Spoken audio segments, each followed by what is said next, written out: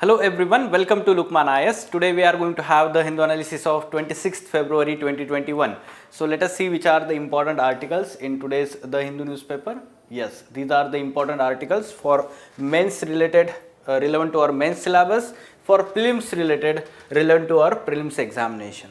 Okay, so let us take overview of these articles, what is the context of these articles, which are these developments and how it relates to our syllabus of mains and prelims examination. So first, the absurdity of anti-defection law.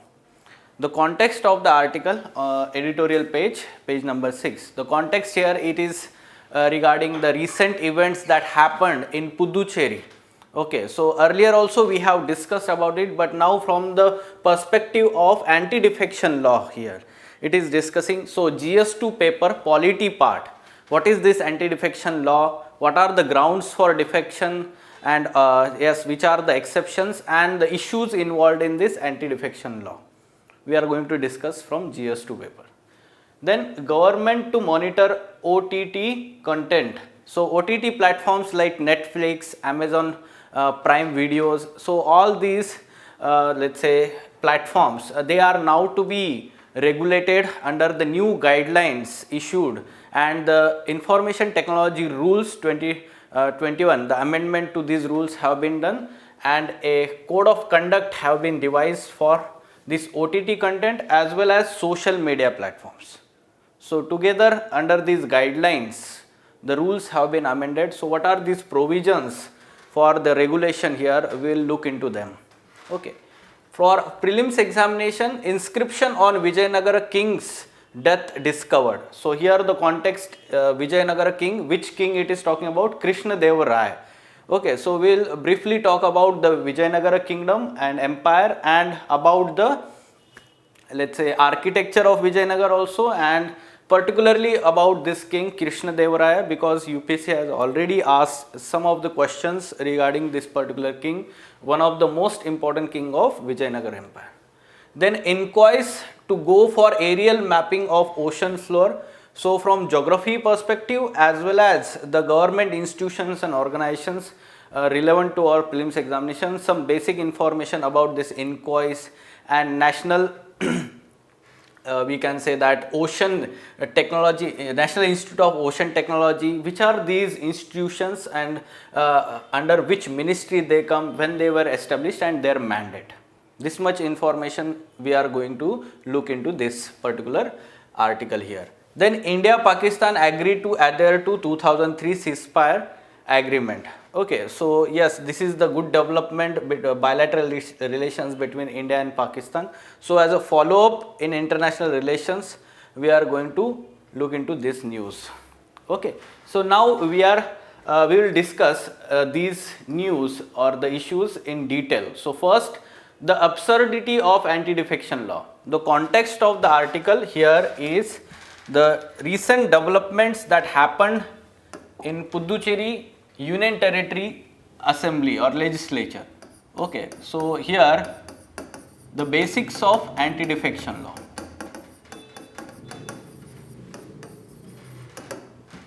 Okay, so first of all, let us try to understand why. Okay, during 1980s or before that, what used to happen is there was frequent, let's say, changes of all the political parties by these members here. The opportunist politics was the mainstay of Indian politics during that time, and because of such let's say development, what used to happen is there was no stability to the government. There was no stability to the government, and therefore the need was felt after one such incident that happened here called as Ayaram Gayaram. This is also mentioned in NCERT. So one particular legislator, MLA Gayaram, changed the political party 3 times in one day. Okay, so such was the case of political defections at that time, and therefore the need was felt to regulate and put some restrictions for such political defections. Okay, and therefore this anti-defection law was introduced, and through this anti-defection law, 1985. It was introduced in 1985, and 10th schedule was inserted to Indian Constitution through this particular Amendment Act, and anti-defection law was introduced in this 10th schedule.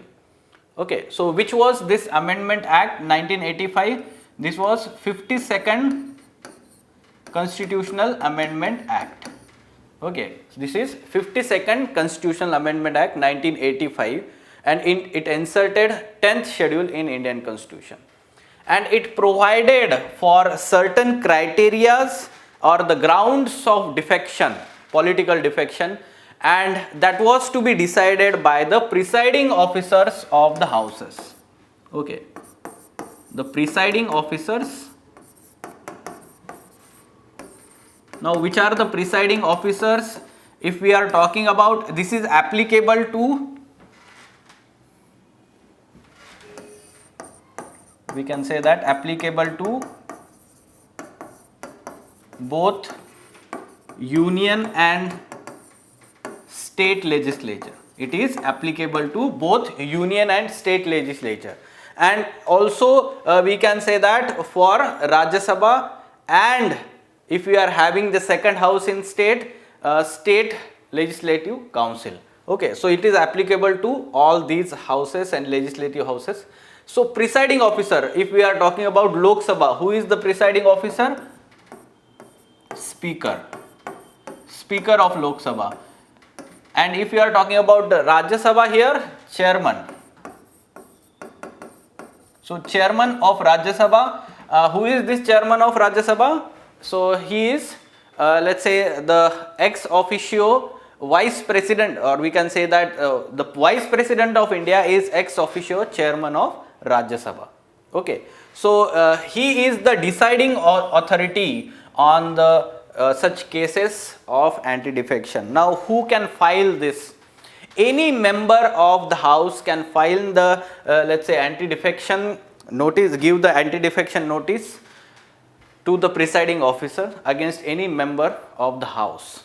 Okay, so yes, now you need to know that why this particular anti-defection law is criticized, but before that, what are the grounds here? So we have added here the grounds of disqualification, and here you can see there are some exceptions also. Okay, so first let us see which are these grounds. First ground, if an elected member gives up his membership of political party voluntarily. Suppose any MLA or MP is let's say elected from certain political party with that ticket, and then he himself or herself decides to voluntarily give up this let's say membership of that political party, then also he can be disqualified on the basis or under the let's say anti-defection law. The second one is that if particular MP or MLA votes against the direction which is given by his political or her political party or whip of that political party. Okay, so the second one is he votes or abstains from voting in the house contrary to the direction issue. Even he or she is abstaining contrary to the directions given by whip of the political party. Third one is the member who is elected independently, if he or she joins any political party after such elections, then also he or she is disqualified under anti-defection law. And lastly, if any nominated member joins the political party after the expiry of 6 months, so he or she can join before 6 months but not after expiry of 6 months once he or he nominated for the house.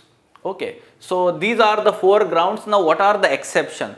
So originally through this 52nd Amendment Act, there was exception that if the 1/3 member of political party together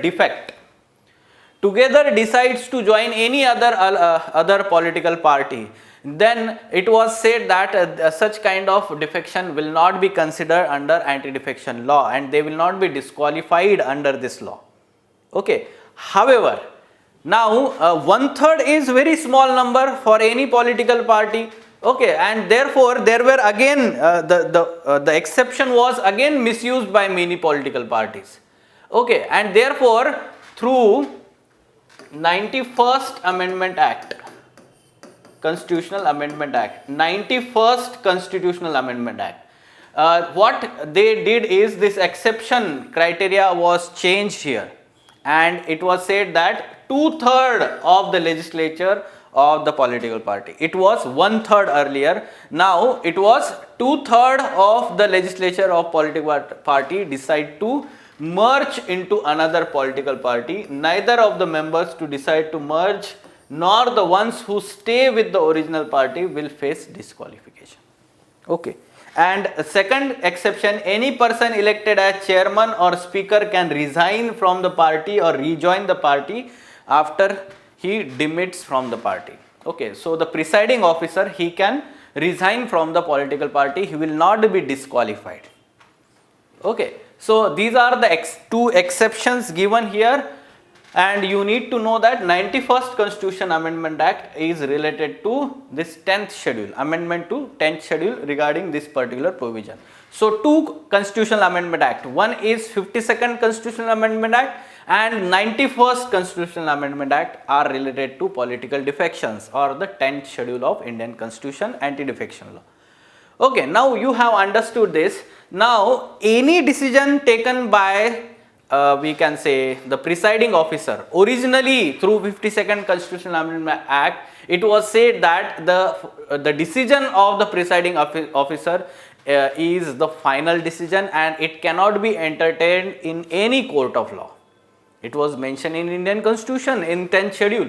However, now in Kihito case, Kihito-Holigan case, what Supreme Court has said, in Kihito-Holigan case 1992, the Supreme Court said that such a decision of the presiding officer is subjected to judicial review. His or her decision, like that of any tribunal. So the Supreme Court said that the presiding officer acts as a tribunal here, or some kind of judicial nature here is the kind of inquiry the presiding officer can do here. He is acting as a tribunal, and therefore like any other tribunal, here the decision of the presiding officer is also subjected to judicial review. Now there can be question in prelims examination and the statement can be regarding this judicial review. Now what are the issues involved in anti-defection law? What are the issues involved in anti-defection law? And before directly looking into this issues, let us see what kind of question that has been asked by UPSC. The role of individual MPs, member of parliament, has diminished over the years, and as a result, healthy constructive debates on policy issues are not usually witnessed. How far can this be attributed to the anti-defection law, which was legislated but with different intention? See, there are three important aspects here. One, you need to understand the role of individual MPs, member of parliament, has diminished over the years, and as a result, healthy constructive debates on policy issues are not usually witnessed. This is the statement, and it is said that it is asking that how far can be this attributed to anti-defection law. Okay, so just now we talked about the anti-defection law, and which was legislated but with different intention. Now we have understood the intention of anti-defection law. So here, to check on anti-defections, or we can say political defections, horse trading of all the MPs and MLAs, as we have seen in last 1 or 2 years in Karnataka Assembly 2019, even in Madhya Pradesh, as we have seen the opportunistic politics that has been played by the various political parties, and how the ruling governments have been removed from with the help of, we can say that, such horse trading that have been played in those state governments. Okay, so the similar kinds of events unfolded recently in Puducherry Union Territory Assembly. Okay, so legislature there. So that's why it is in news. Okay, so individual MPs and their role have reduced, and because of that, the healthy constructive debates on policy issues are not usually witnessed. So we can understand that this is one of the issue here in anti-defection law. How? First one, no freedom to MPs and MLS to vote their judgment on any issue. So basically what happens is the MPs and MLS are so frightened to voice their opinion on any issue, on the discussion of let's say, or the discussion on any issue in the parliamentary house. Why? Because they fear that there will be disqualification under anti-defection law. At the same time, because of, let's say, the kind of voting system that we have adopted here, and under the provisions of or the grounds of defection in anti-defection law, that if any MP or MLA votes against the whip of the party, then they will be disqualified, right? They can be disqualified by the presiding officer. So there is fear to vote against any law. So because of that, or any resolution, any motion in the house, and because of that, there is no free expression of voice of that particular MP or MLA, and this reduces the quality of discussion. You can see here, healthy constructive debates on policy issues are not usually witnessed. There is some kind of pressure on all these MPs and MLAs, and therefore there is no healthy constructive debates on policy issues. Okay, this is one issue, we can say that. The second important issue is that the political misuse of its weaknesses in anti-defection law. For example, we are seeing that the kind of resignations by MLS in recent Puducherry Legislative Assembly that we have seen, and because of that, what happened is the opportunistic behavior shown by MLAs also, and the kind of biased role, the third point here, the biased role by the presiding officers that we have seen delaying in decisions to be taken on the notices of this disqualification of MPs and MLAs. There is delay by the presiding officers. Why? Because presiding officers belongs to the ruling party. Generally, we know that almost in all cases, the presiding officer, like speaker, he is or she is belonging to ruling party, ruling government, we can say, and therefore he or she may take or delay that decision of disqualification. Though we can say that recently Supreme Court, after the incidents that happened in Karnataka Assembly in 2019, there was strict guidelines by the Supreme Court now that the presiding officer should take decision within 3 months now. Within 3 months, he or she has to take decision on that particular notice of disqualification before him. Okay, he cannot delay or she cannot delay beyond that. So such kind of, let's say, biased role being played by the presiding officers, and these are the weaknesses in that anti-defection law, and at the same time the kind of whole merger of these small political parties with another party, and at the same time there is also one weakness that the formation of new political party by certain group of MPs or MLAs is not ground under the disqualification under this anti-defection law. These are the weaknesses from time to time exploited by political parties, MPs and MLAs. And lastly, we can say that it weakens the accountability mechanism of legislature. So in parliamentary democracy, we know that the political executives are accountable to legislature.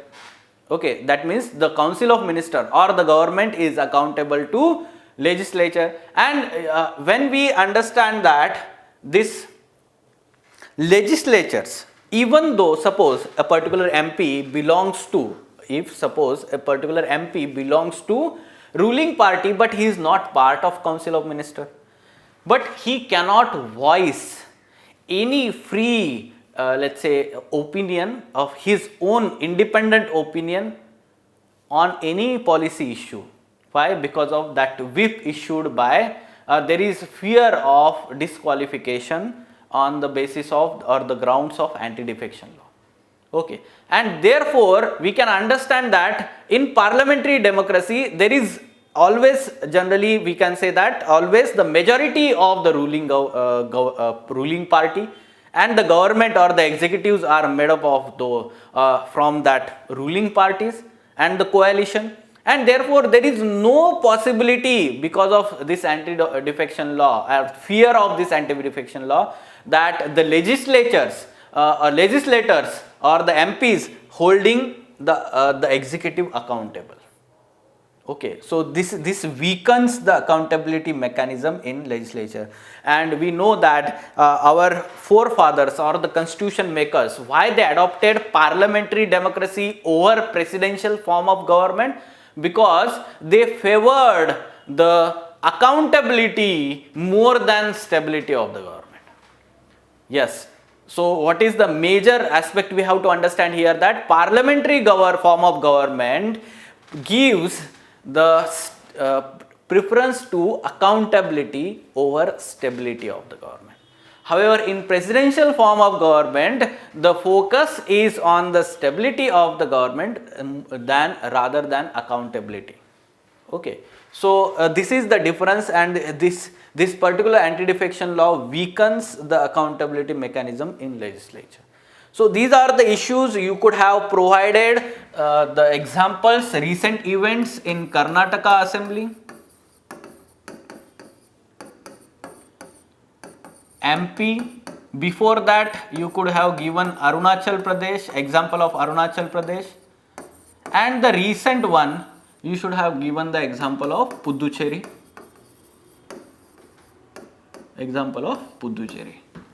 Okay, so there are 4 examples, recent examples. You can mention, give the examples of the events that happened in these assemblies. Fine. So this was about anti-defection law, important issue for GS2 paper from polity part. Next, yes, the government to monitor OTT, we can say over the top content. So over the top content platforms like the video streaming platforms, movies, they stream on those platforms. For there are many such now in India. Example, Netflix is there, Amazon Prime Video, Hotstar, all these are OTT platforms.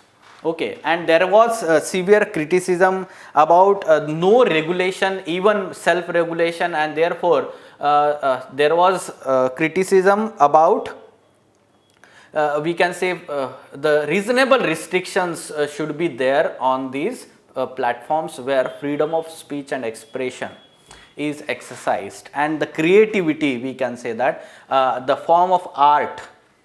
Okay, so yes, now the government has come up with the soft touch regulation. It is itself is calling that they are soft touch regulation, and IT rules have been amended, and now these IT rules are called as Intermediary Guidelines and Digital Media Ethics Code Rules 2021. And under this there are mechanisms of grievance redressal, mechanisms of monitoring and soft regulation for OTT as well as digital media, or we can say social media platforms. This particular code provides for 3 levels of, we can say, grievance redressal. 3 level grievance redressal mechanism. So why it is called as soft touch? Why it is called as soft touch regulation? There is no hard regulation involved here, because there are let's say provisions here that they themselves, in terms of self-regulation, they will try to solve all these grievances. How? This is very unique mechanism, 3 level mechanism given here. See here, first level mechanism, grievance redressal system at the level of OTT provider itself. So every OTT provider will have its own grievance redressal mechanism or system in place, and it will disburse all the complaints within 15 days. Within 15 days of let's say since the notice have been received or the complaint have been received. Grievance redressal system at each OTT platform level. Okay, so this is the kind of self-regulation system or grievance redressal system by all these OTT platform, compulsory at level 1. Now, if suppose the particular person or the complainant is not happy with the redressal received, then he can go to level 2 here, and the self-regulatory body collectively established by OTTs.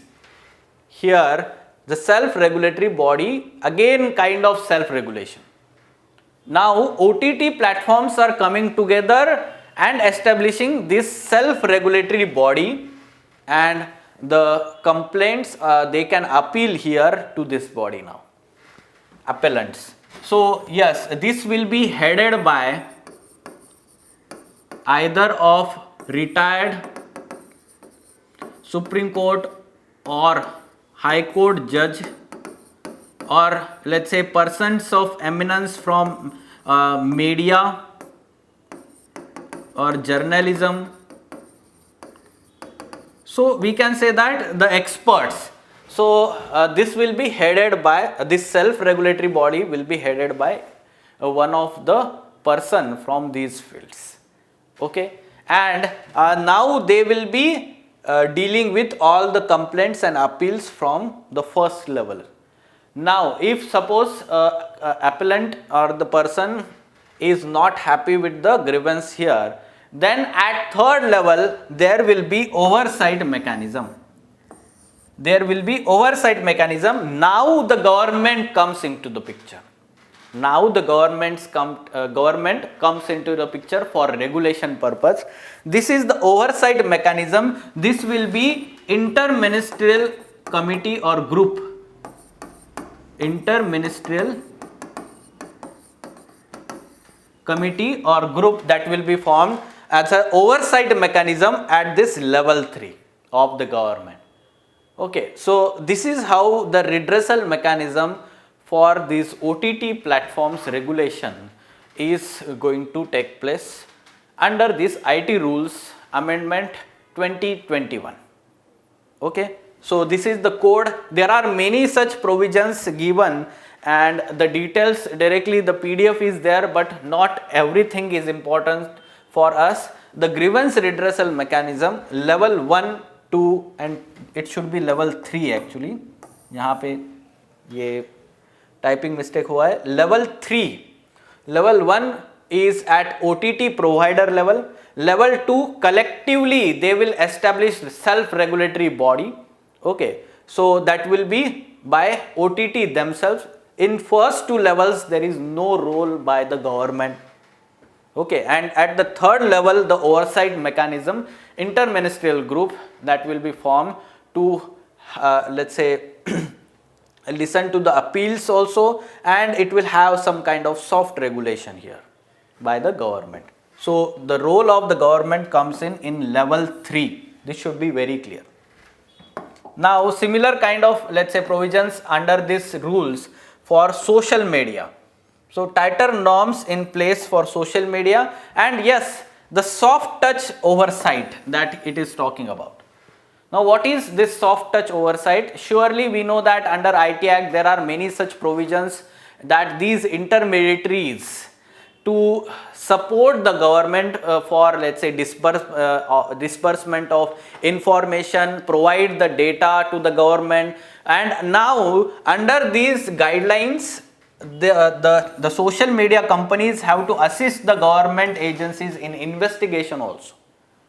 Okay, at the same time they have to block the unlawful messages, information on the social media platforms, and there is now specific time limit given. There is clear specific time limit, what is not more than 36 hours. Within not more than 36 hours, and they themselves have to set up grievance redressal mechanisms also. Social media companies. Okay, so yes, essence of the guidelines, the government, according to government, soft touch oversight mechanism to deal with issues such as persistent spread of fake news, abuse of these platforms to share morphed images of women. So we can say basically this is the soft touch oversight by the government. It is saying that already there are legal provisions under IT Act, various sections. Now there is a kind of ethical code given under this. Okay, so guidelines for intermediaries and digital media ethics code rules 2021 under IT Act 2000. Under IT Act 2000. Okay, so there will be the governance part in GS2 paper. There can be question, as it is hotly debated topic, social media regulation. We can see the kind of law that has been introduced in Australia on social media companies or online platforms. There, the law that has been introduced for payment to the journalist or media companies in the Australia by these online service providers, or we can say social media companies like Google is there, or some other such internet providing or intermediaries, we will say that, as they are sharing this particular news on these platforms and they are generating revenue also, right? So they are of the view that in Australia now they have to provide some monetary or share their resources, monetary resources, we can say. Okay, so this is how the regulation is going to be there. Even there are now talks of similar kind of legislations to be introduced in, should be introduced in India also. Yes, we'll have follow up on that. Now some specific prelims related articles. Here the news is talking that inscription on Vijayanagar king's death discovered. So which king it is particularly talking about? As per the inscription, Krishna Deva Raya, one of the greatest emperor of India who ruled from the south, died on 17th October 1529 Sunday. Incidentally, it was also lunar eclipse day. On that day, 1529 AD. Okay, 17th October, Krishna Deva Raya. So Vijayanagar Empire, so you need to know about the basics of this Vijayanagar Empire. Like this was established by some of the rulers, we can say that Bukka and Harihara of Sangama dynasty. It was founded by Harihara and Bukka. So Vijayanagar Empire is a major empire during the medieval times in Deccan area. Okay, so capital was Hampi, and this empire was ruled by 4 prominent dynasties. You need to know in the sequential manner. Which are these? First Sangama, second was Saluva, third was Tuluva and Aravidu. Lastly, the Aravidu. 4 prominent dynasties, they ruled in this Vijayanagar Empire. Now the most prominent and we can say that the strong ruler was Krishna Deva Raya. And therefore some of the basic information about the Krishna Deva Raya king.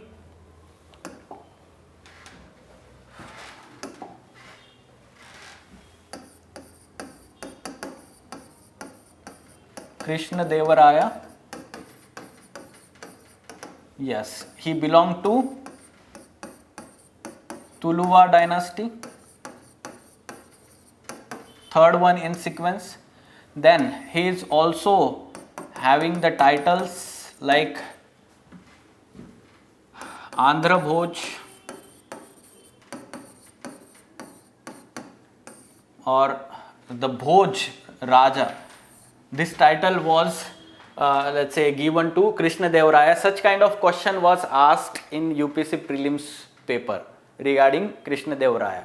Then he built some of the temples like Hazara Rama temple, Vitthal Swami temple in Hampi. Okay, Vitthal Swami temple, Hazara Rama temple, one of the marvels of, we can say that, Vijayanagar architecture, very famous, right? At the same time, there were Ashtadiggajas.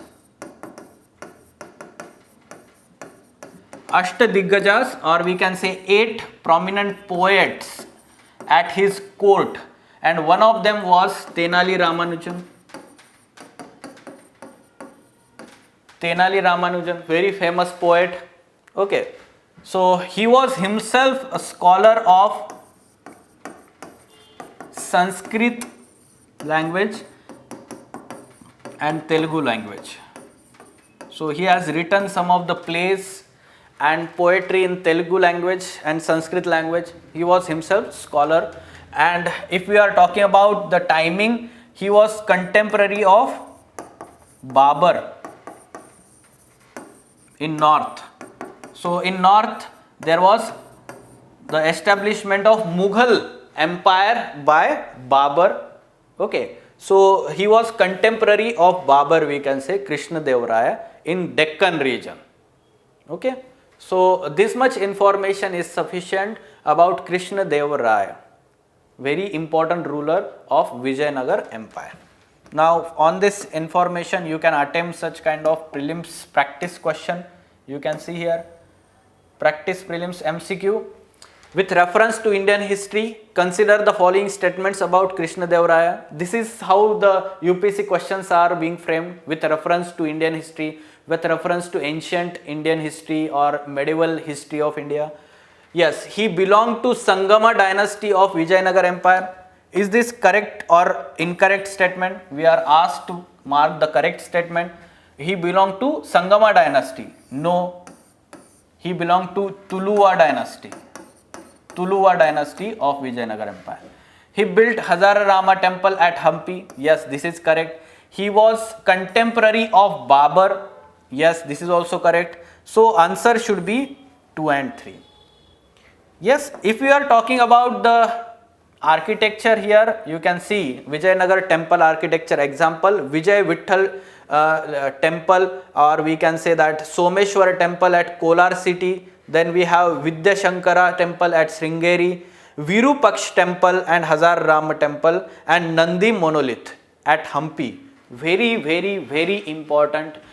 They are also UNESCO World Heritage Site. The temple complex at Hampi. Okay, Vijayanagar architecture. So for prelims perspective, you can remember all these things. Next, moving on. Yes, inquires to go for aerial mapping of ocean floor. So in this particular article, it is saying that there is going to be airborne laser terrain mapping that has been already done of western and eastern coast. In addition to that, there will be 3D multi-hazard mapping of eastern and western coast. Okay, so bathymetry, which is about the depth of all the topography, or we can say the landforms underwater from mean sea level. So this is the study of all those features, bathymetry it is talking about. And which are these institutions, organizations of India, or the government institutions? For basic information about these institutions, there are 3 such institutions mentioned in this article. INCOIS is there, National Institute of Ocean Technology, Chennai, and two Hyderabad based, Indian National Center for Ocean Information Services and National Remote Sensing Center. Both are located in Hyderabad. So basic information about this. Yes, we need to understand their location, which ministry, and their functions. What is important for us? Their location, their establishment, and then we can say that under which ministry and their function.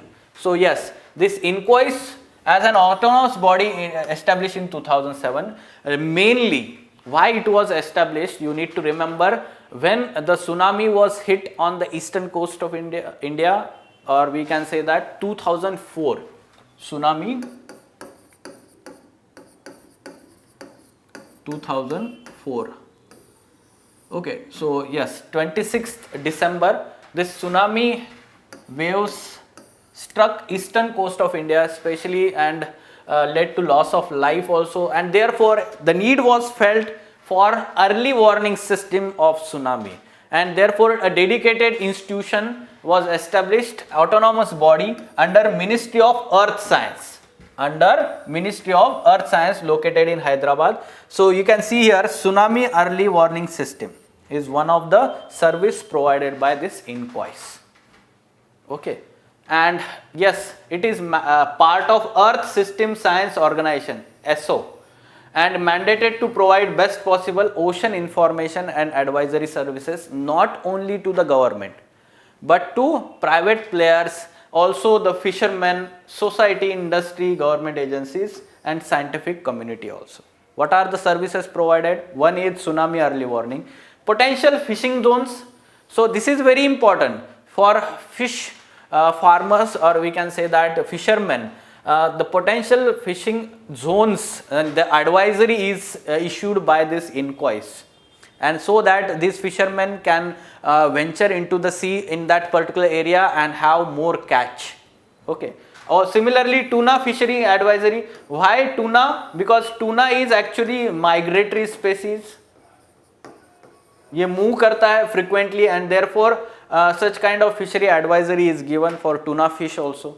Then there is ocean state forecast, storm surge warning along with tsunami, coral reef mapping, reef health monitoring is also being done, and coastal vulnerability atlas of India, multi-hazard vulnerability map.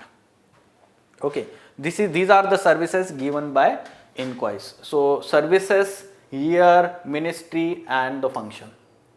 Next, similar kind of two important agencies or organizations, national, yes, remote sensing center. Now this is one of the center of ISRO under Department of Science and Technology. Okay, DST. So yes, this is important. Why? Because it is dealing with all the images and data from aerial and satellite resources.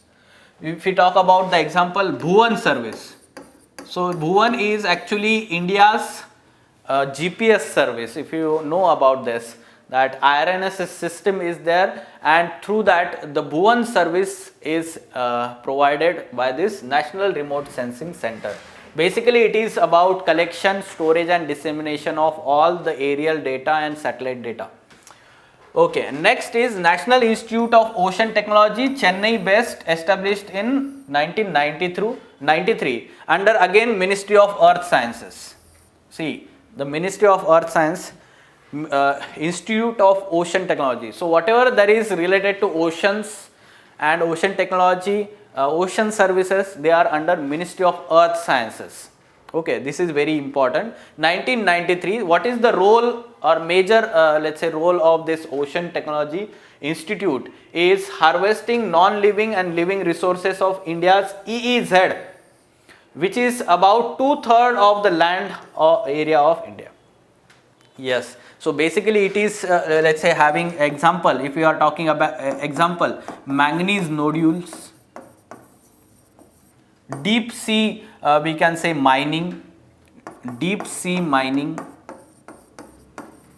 and in EEZ, manganese nodules, gas hydrates,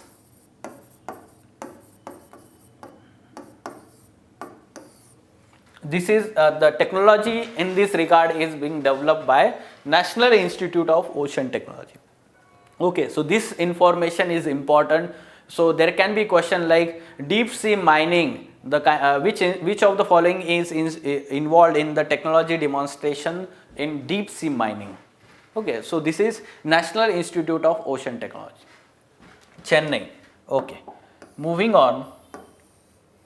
Yes, India Pakistan agreed to adhere to 2003 a ceasefire agreement.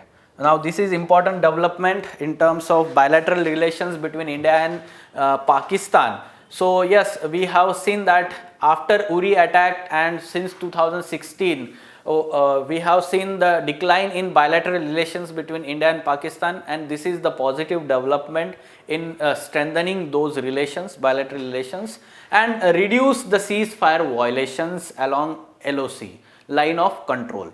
Okay, so yes, India and Pakistan have agreed to strict observance of all the agreements, understanding and ceasefiring along line of control and other sectors with effect from midnight February 24th, 2021.